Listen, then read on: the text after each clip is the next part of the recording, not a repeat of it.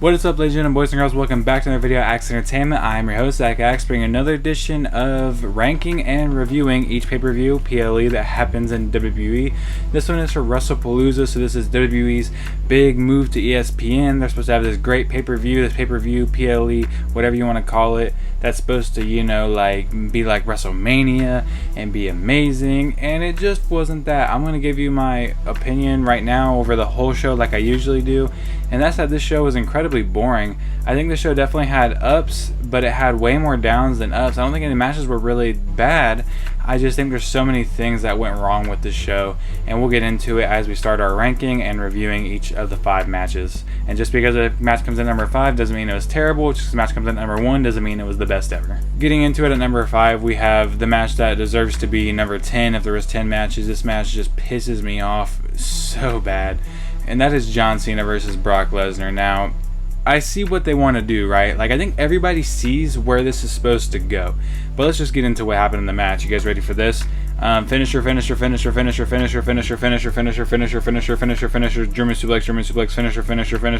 finisher, John Cena loses. So, what really makes me mad about this match is a lot of different things. But first of all, John Cena's retirement tour so far has been just going great, right? Not the best. I don't want to say great. It hasn't been great, but it's recently been very good. We've been having matches with, Logan Paul, Sami Zayn, matches where he's pulling out these moves of these other people that he wants to mention. The end of days, the zigzag, the big uppercut from like Cesaro does, like all these people, the edge spear, all these people that we want to, we can't see him wrestle again. He's pulling out these moves. He didn't get to do any of that in this match. And is it Brock's fault? Most likely. It's probably Brock not wanting to take any of these moves or do any of these moves because Brock can't switch up from his clothesline suplex F5 freaking self that he can't have a decent match to save his life because he just doesn't want to do anything. He just doesn't want to do anything. He doesn't want to do anything different. He wants to just do that, and then he wants to get hit with 2 finishers and then be done.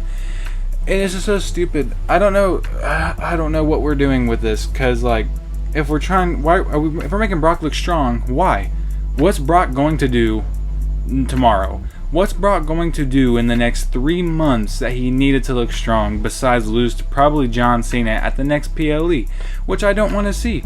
I don't think they can have a better match than this. I think this is the best match that John Cena is going to be able to pull out of Brock. I think their match at Extreme Rules in 2012, I think that match was absolutely amazing, but Brock's just not that guy anymore. And he doesn't care that much anymore. He cared then, it seemed like he cared. He just doesn't care anymore. So, like, I thought this was going to be fun, Brock Lesnar coming back and having a match with John Cena, but I didn't want this. And this is what I thought it was going to be. Not what I thought, because I did think John Cena was going to win, so I picked John Cena, which puts me at 0-1 in predictions, but I thought it was going to be better. I thought it was going to be something more than a finisher fest, but it seems like that's all we've gotten out of Brock Lesnar for the last 10 years that we've had Brock Lesnar. So what's the point of even bringing him back? Nobody ever, craves these Brock Lesnar matches. He has good matches here and there when AJ Styles is selling his ass off for him, or Daniel Bryan's making him look like a 5-star wrestler, but half the time it's so stupid that how they present this stuff. And then he beats John Cena, who's supposed to be like, this is one of our last time seeing John Cena. This is, like, I think his second to last PLE appearance ever, and now his last PLE appearance is going to be against Brock. See, here's the thing: when they started coming out, my brain started working. I already picked Cena to win, but my brain started working for a little bit. I'm like, wait a minute, John Cena is 1 win away from this 100th PLE win. They're going to make that a big deal. He has 2 PLEs left, I'm pretty sure. I don't think he's competing at Survivor Series. And if he does, then he'll probably end up losing at Crown Jewel. Or not Crown Jewel. Is that correct next? Yeah, Crown Jewel. But I think what they're doing is they want his final PLE appearance to be his 100th win. So he's probably not going to win again at a PLE until his final one. So my brain started working, and I'm like, that means Brock's going to win. And sure as hell he did, in one of the worst matches I've seen all year. And it just sucks that it's coming at the expense of John Cena, who's been having really fun matches. He's been having the best matches? No. But he's been having really fun matches with Sami Zayn, with, Logan Paul, with Cody Rhodes. He's been having really fun, pretty good matches. And this is just a huge pile of stain that we're putting on John Cena's final run, even if it is just for John Cena to overcome the big bad guy one last time heading into the next PLE. I don't care. I don't want this I don't want that if that has to come at the expense of this, if that makes sense. At number 4, we have Drew McIntyre versus Cody Rhodes for the Undisputed Championship. Now, it's pretty funny because I don't think this match was bad, and it's coming in at number 4. I think all the other matches were pretty decent, and none of them were amazing, or none of them were terrible. I think that's kind of where we're at, besides, obviously, number 5. This match was pretty good overall. I think it was pretty good paced, and I've been one guy that's been clamoring for Drew McIntyre to be in the main event scene again, and he finally gets it, and they have a pretty good match. I'm not mad at the match at all. I just think the only problem with this match is the fact that this match was in the main event, and we had nothing big come out of it. If you ask me, if I had to pick which match should have been the main event, I think it should have been Stephanie versus Io, because that ends with a brand new champion guaranteed, so that's a great way to finish off the night, especially when they're both face, so we knew it was going to be a crowd favorite that was going to be winning the championship. So I think a big title match that where the title was guaranteed to go to somebody new should have finished the show, not this when there's nothing else planned. There was no surprise, there was no, big reveal, no heel turn, no face turn, nothing from anybody. It was just the match, and then we were done. And it just felt like a really weird way of ending off this PLE.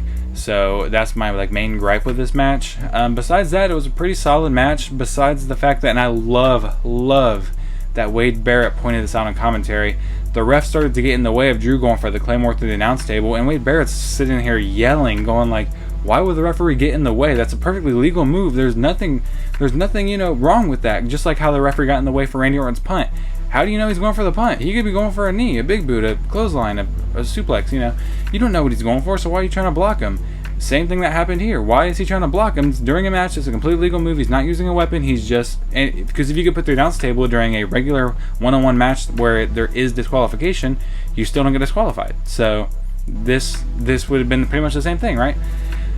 A lot of rants so far. It's been nothing but rants, but that was pretty... I love that Wade Barrett pointed that out. It was great. I usually love when commentators point out the stupid stuff that's happening in the ring, and Wade Barrett just let the referee have it for that one, and I love it. And also, when the referee got out of the ring at one point, costing Drew McIntyre the championship, Wade Barrett went off again, and that was hilarious. So big ups to Wade Barrett for just giving the referee everything he deserved, because at one point the referee did jump out of the ring, which led to Cody hitting the turnbuckle, or was it Drew hitting the turnbuckle?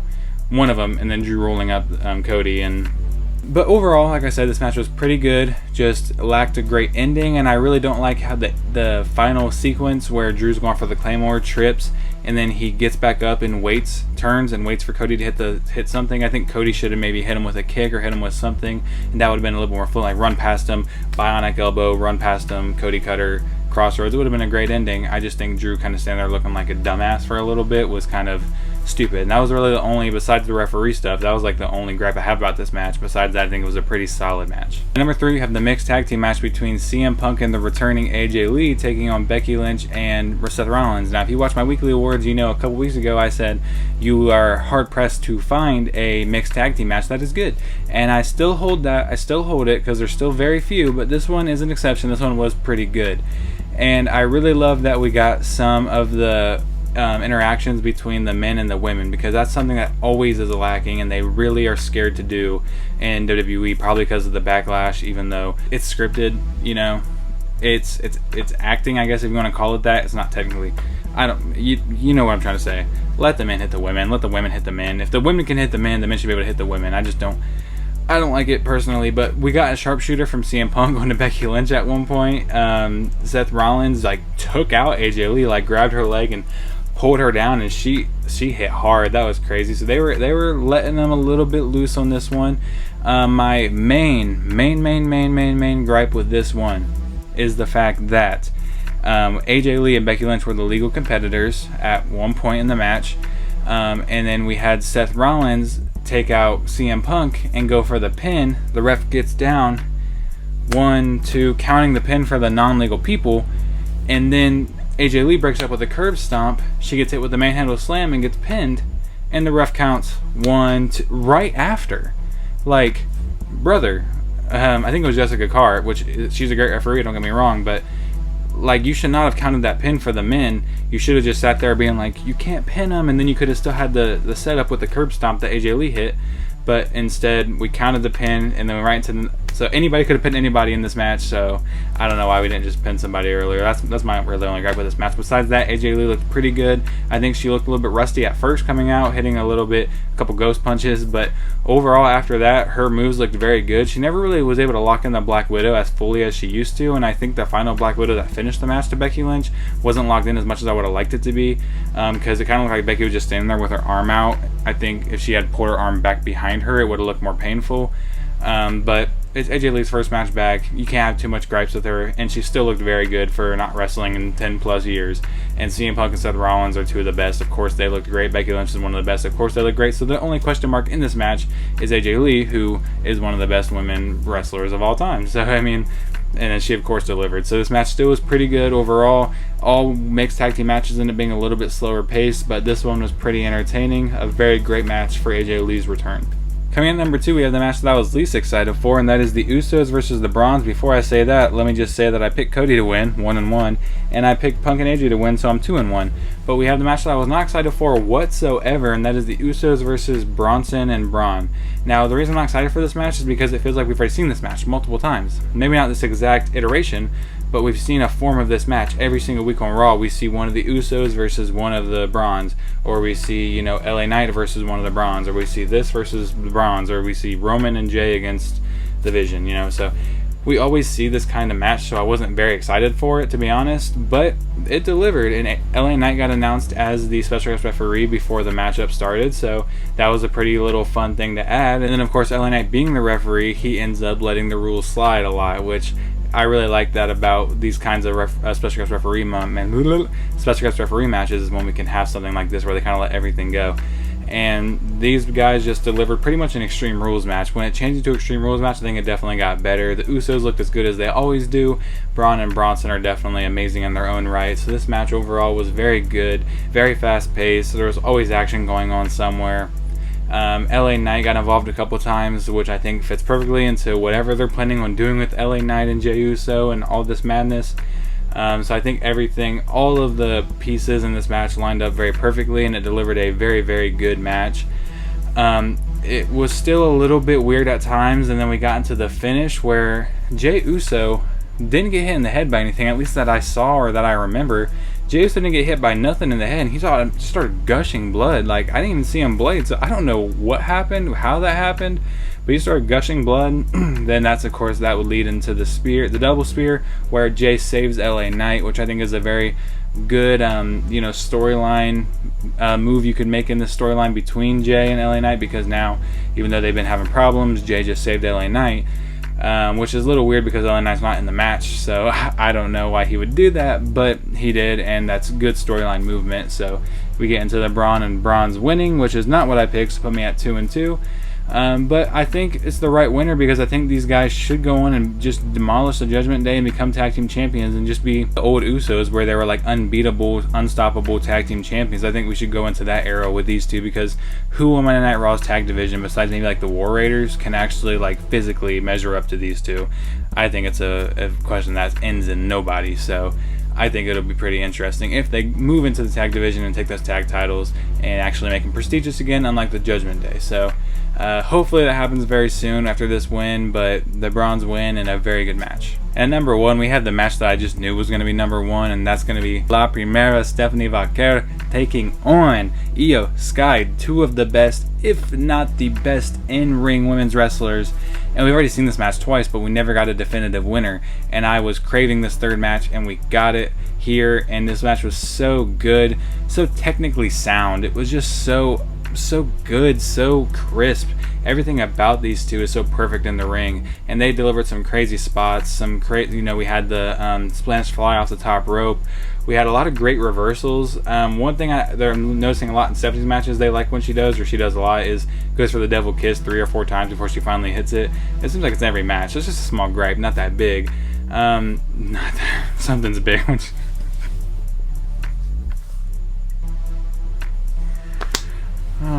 But overall, these two are just insane. They're hitting high-flying moves, technical moves, striking moves. These two are just both amazing all-rounders.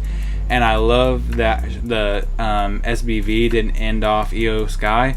She hit her with that, because I don't really like that move as a finisher necessarily. I like the setup, I like the move, I just don't think it's a great finisher. But that couldn't finish her off, so what'd she do? She put out her old NXT finisher that she would very rarely pull out if she needed to pick up a win, and that is that top ropes corkscrew moonsault. Absolutely a thing of beauty. She hit it perfectly, and that allowed Stephanie Vaquer to pick up the championship. And this is what I picked, this is what I wanted. Put me at 3-2 to finish off predictions. But this is just amazing. Stephanie Vaquer is just so good, and she deserves a title run so much. And I think that I'm more excited for her to be champion than Io, even though they're both two of my favorites, because Io, we've seen that, you know. We've seen her as champion. We've seen her fight pretty much everybody on the Raw roster. And until we get somebody like a Stephanie Valkyrie coming up or somebody from SmackDown coming over, we're not really going to get to see anything different unless we give it to somebody different, which we did. And we gave it to, I almost said Rhea Ripley. Stephanie Valkyrie. I guess Rhea Ripley's in my mind too, because I want to say that I am excited for that match at one point, because I know we're going to get sometime down the line Rhea Ripley versus Stephanie Valkyrie, which I am excited for. But I just hope it's not soon, because I just hope this match happens down the road. Maybe like save it for WrestleMania. I think that match, Stephanie Valkyrie versus Rhea Ripley, is a WrestleMania caliber match. So this match, technically sound, amazing in the ring, easily the best match of the night, and it had the correct choice at winner with Stephanie picking up her world championship. She just skipped past all the other titles and went right to the world championship. That's insane. She's so good. I'm so happy that's where we're at right now. So that's definitely the biggest up. Of course, Cena and Brock being the biggest down. The other stuff was some ups and some downs. But overall, Wrestlepalooza was definitely more of a down show to me. I think it was overall pretty boring, pretty oddly paced. Not really because of the wrestlers' faults, but more of the company's faults with the ads, with the promos. Oh, and let me just throw this in at the end too. Stephanie McMahon got announced to be in the Hall of Fame, and I think it was just like what they did to Triple H, where they didn't tell her beforehand, like they didn't tell Triple H beforehand. I think that's what they did, and I thought that was a very cool way, Undertaker coming out to tell Stephanie that she was in the Hall of Fame. I think that was very cool, very awesome, wholesome moment for this show. So, like I said, overall, show wasn't great. It wasn't the worst. It probably is close to the worst of the year, but it wasn't the best, you know, easily. So let me stop my ranting and just go ahead and get into my outro. If you did enjoy, go ahead and leave in the comments your ranking. Maybe yours is completely different, or you can just leave your favorite match, up to you. If you're a fan of me on here, you might be a fan of me on TikTok, where I am currently ranking wrestlers. Go over there and drop me a wrestler in any of the comments, and I'll be excited to go review your comment. Go ahead and leave a like, leave a comment, leave a subscribe button, hit, and share. Thank you. What is my outro? I forgot how to do my outro. Anyways, if you did enjoy this video, go ahead and leave a like, leave a comment, hit that subscribe button, ring the bell if you notify whenever I drop a video. I can't even do that part anymore. This happened if I had real tough love, I'm bad at this, and I'm bad for this. Narcissistic tendencies, I don't care about no one else. Narcissistic tendencies, I'm low, so set me on the shelf. Few people ever have my back, yeah, there ain't no doubt about that. Anyways, if you did enjoy, go ahead and leave a like, leave that in the comments, subscribe, ring the bell if you want to be notified whenever I drop a video like this one, and don't forget to hit that. Wait, what? Oh my god, I'm so used to TikTok, I can't even do my YouTube outro anymore. I'm washed already. But if you did enjoy, go ahead and leave a like. Don't forget to leave that in the comments. Subscribe. Ring the bell if you know if I drop a video like this one. And I'll see you guys in the next one. Peace.